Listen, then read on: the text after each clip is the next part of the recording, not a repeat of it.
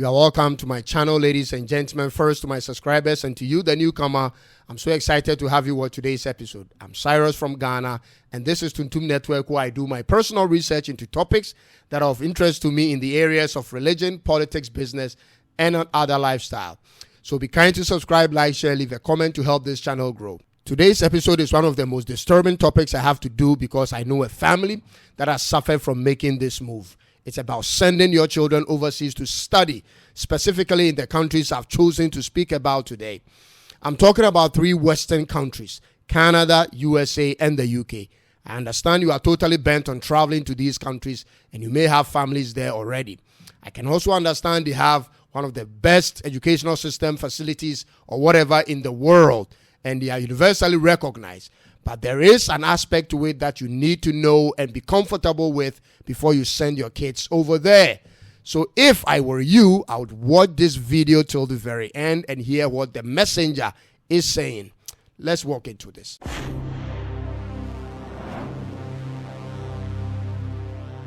So international education is something I'll always recommend for people from Africa because I personally benefited from one. And there is so much you'll learn that will ultimately improve your chances of success when you return home to contribute to society.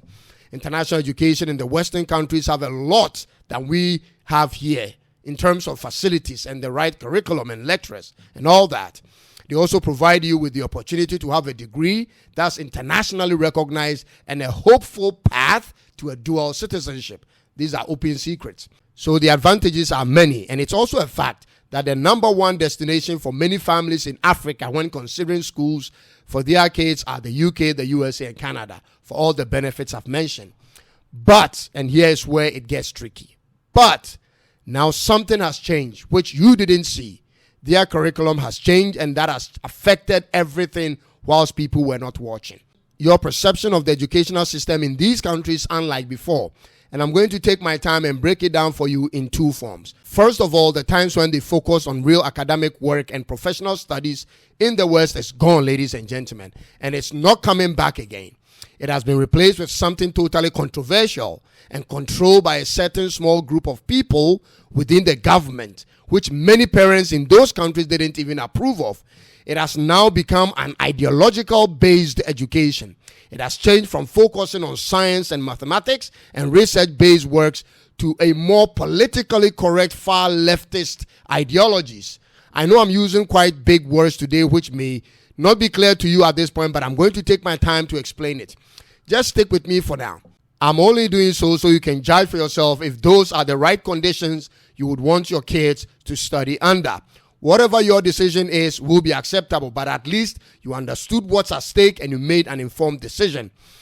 I'll begin with their elementary level education. At the elementary level education, say in Canada, for instance, their focus, which used to be on kids learning to read and write, has now switched to learning about social justice. They've actually termed it Social Justice Begins With Me. The system uses teachers who hold a university degree to teach at the lower level, which should have been an ideal situation seeing the quality of teachers the kids will have. But you go back to see what these teachers are actually teaching in the classrooms and you find out it's not about learning to read, write, and being articulate. They are rather teaching them about sexual education, gender identification lessons, social justice in ideologies, and so on. They are really deliberate about these topics and are pushing that agenda without the approval of parents. And if you think I'm lying, get on the internet and look for proofs yourself. It's insane, ladies and gentlemen, especially when you know that children at that age are not sexual beings yet. This is where the ideology of choosing to be any gender you prefer or feel like is planted in their minds as kids. Like I told you, I'm only doing this because of how a family I know have suffered because of their decision to send their kids overseas. I'll share the story because they've given me the permission to do so. Let me quickly share it with you. The kids were in primary school in Africa when the man moved the kids to one of these countries. He did it because he wanted a better future for his kids and because he could financially afford. There are 2. He travels there from time to time to visit and everything looked in shape. The kids came back home for holidays after more than a decade and immediately started to observe a new character in them. Ladies and gentlemen, His wife also saw it, and they both decided to confront the kids. It didn't go well. That's what he said to me. So they took the two sons to a popular pastor in the country for counseling, and that was what broke the camel's back, in their own words. The very next day, the kids drove their father's car to the airport, had changed their flight ticket the night before, and left the country without their father's knowledge.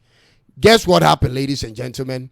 One of the two boys now identified as gender fluid, and the other boy identified as a girl. I mean, it's already strange for an African man to watch it on the internet when people identify themselves as whatever they want. But having someone who's family or close to you say that in your face as a father hits you differently.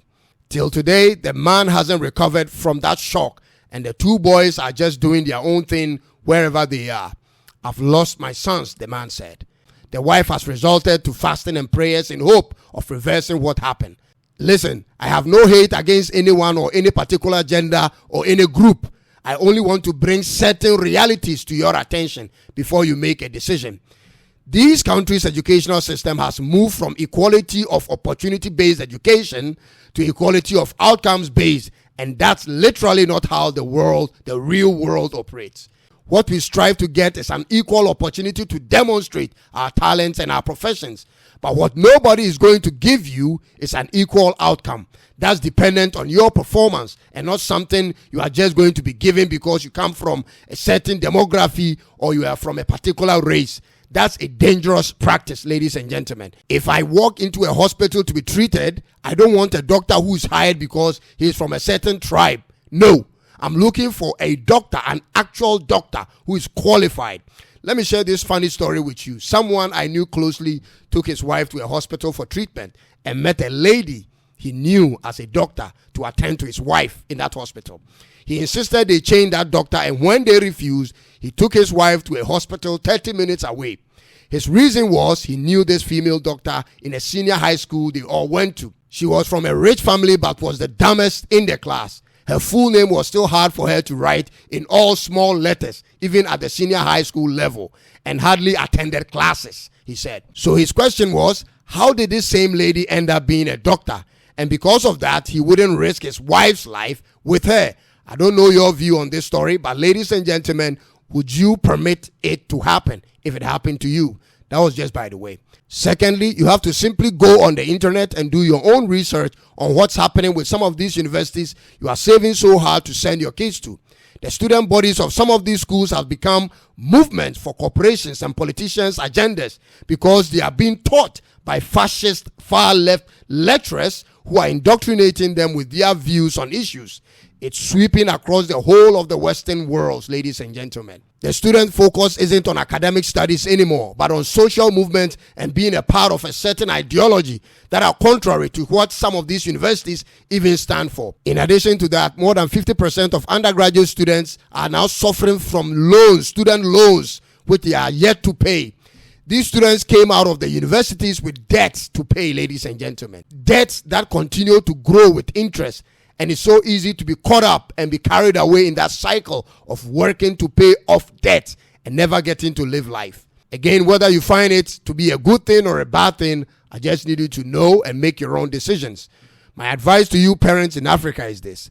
Get to know your kids well. Make sure they are mentally strong enough to live life based on the principles you've trained them with before you let them go if they must go. Be careful not to set your kids up to become something you won't be proud of when you decide to send them overseas to study.